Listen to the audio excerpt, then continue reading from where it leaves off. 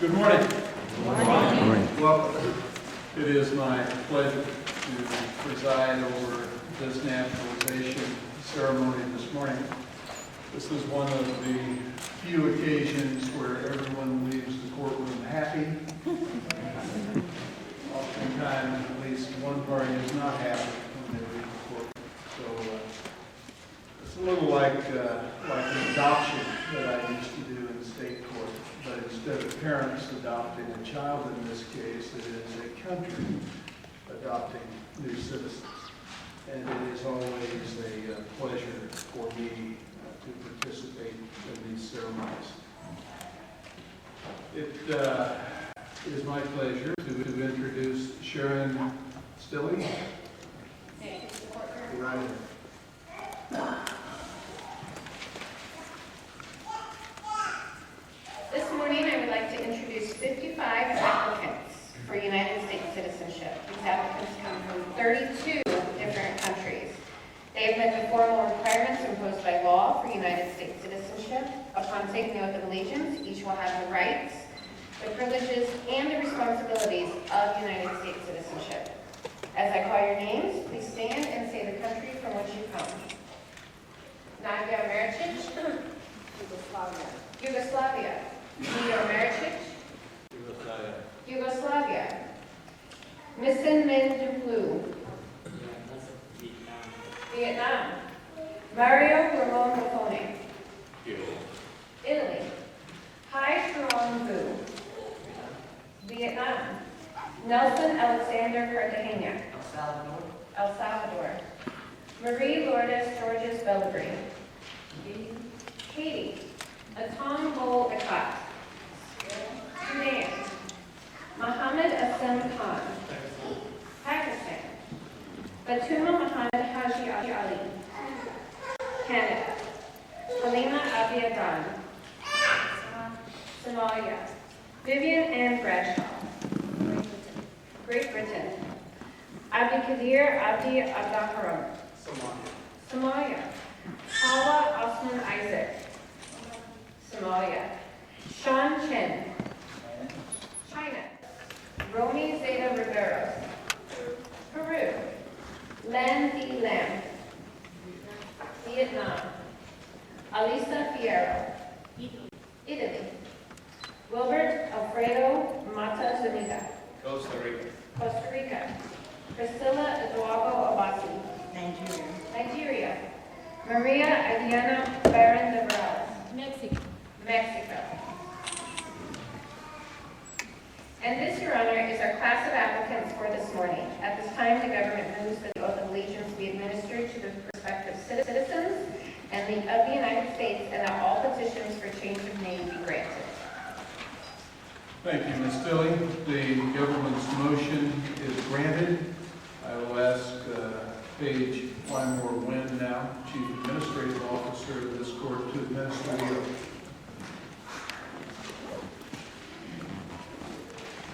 Would the applicants for citizenship please stand?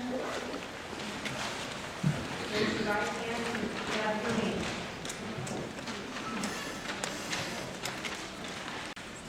I do hereby declare upon oath that I absolutely and entirely renounce and abjure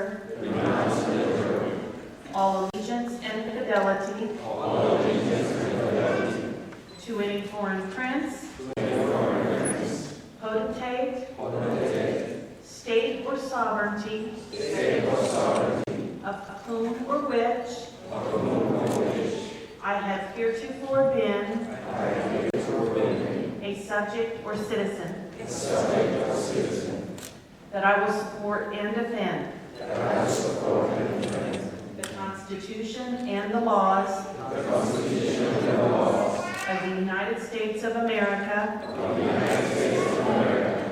against all enemies, foreign and domestic.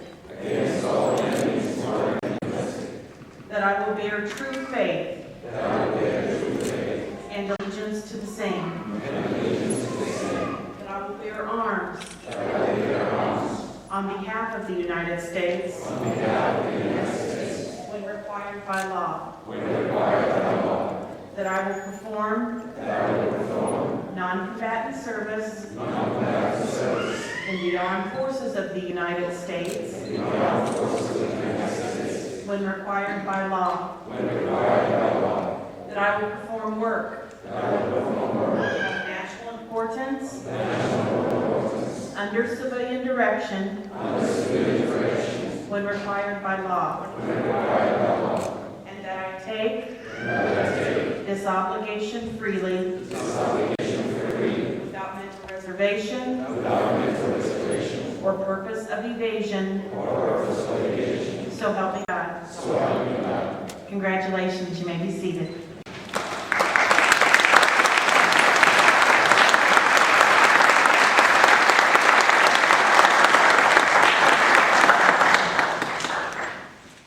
I would like to tell you a story.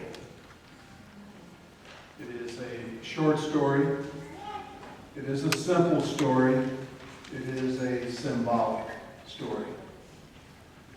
The story is about my grandfather and his two sons, my father and my uncle.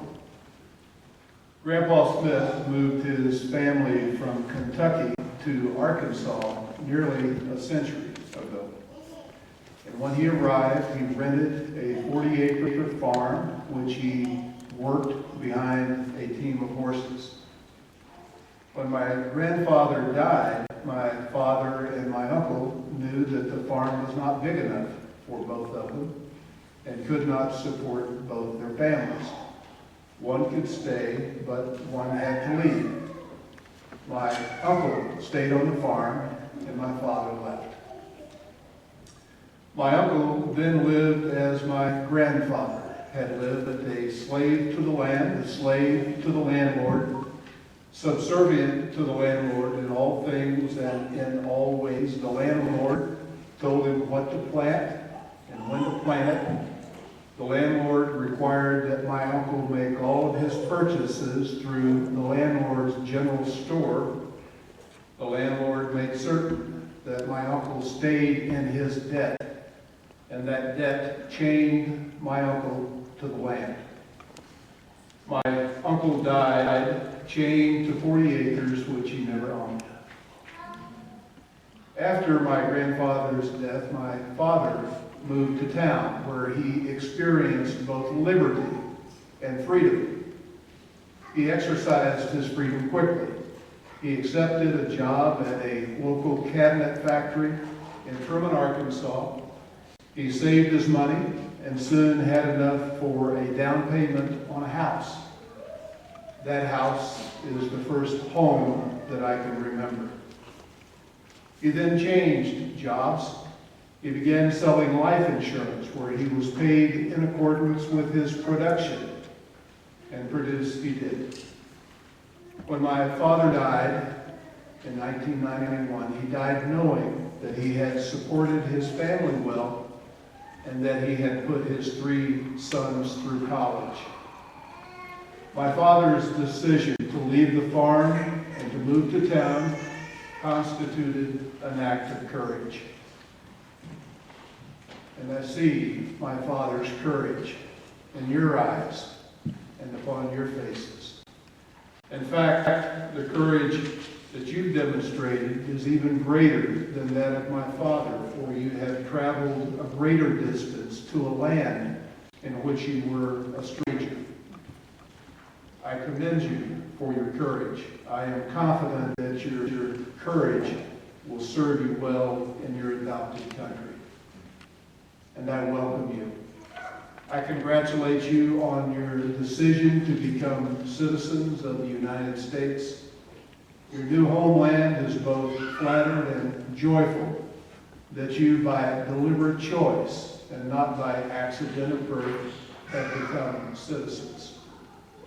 Embrace the freedom. Rejoice in the liberty. Repose in the comfort and security afforded to you as an American. For you are now protected by that glorious, resplendent, and shiny panoply of individual rights safeguarded by the United States Constitution. You also have duties. You have a duty to exercise your new rights in an informed way. You should vote, but you should first educate yourself on the candidates and the issues before you vote. If you are not conversant in English, become conversant. You owe that much to your family, to your neighbors, to your new country. You can passionately embrace the new homeland without abandoning the rich national and ethnic heritage so important to us all. Remember and honor the old ways. Remember and honor the old language. Remember and honor the old customs. But walk like, talk like, and act like you're an American. Because from this hour, that is what you are. Because of the multinational flavor of this audience, it seems appropriate to conclude with a traditional Irish blessing. May the road rise to meet you. May the wind be always at your back. May the sun shine warm upon your face, and may the rains fall softly upon your fields. And until we meet again, may God hold you in the hollow of his hand. I wish each of you and your families good fortune. May God richly bless you all.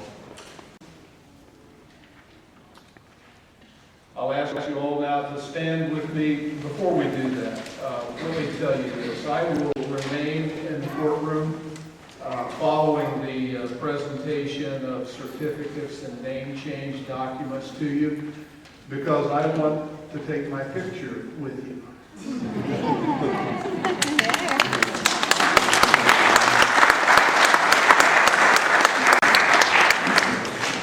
It's long been my goal to be in more family albums than any other district. And I also want to be the first to take your hand and to welcome you as new citizens of this country. After the certificates have been handed to you, I'll remain, and if you would like to have your picture taken with the slightly past middle-aged, slightly portly federal district judge, I'm your guide. Stand with me now as we recite the pledge.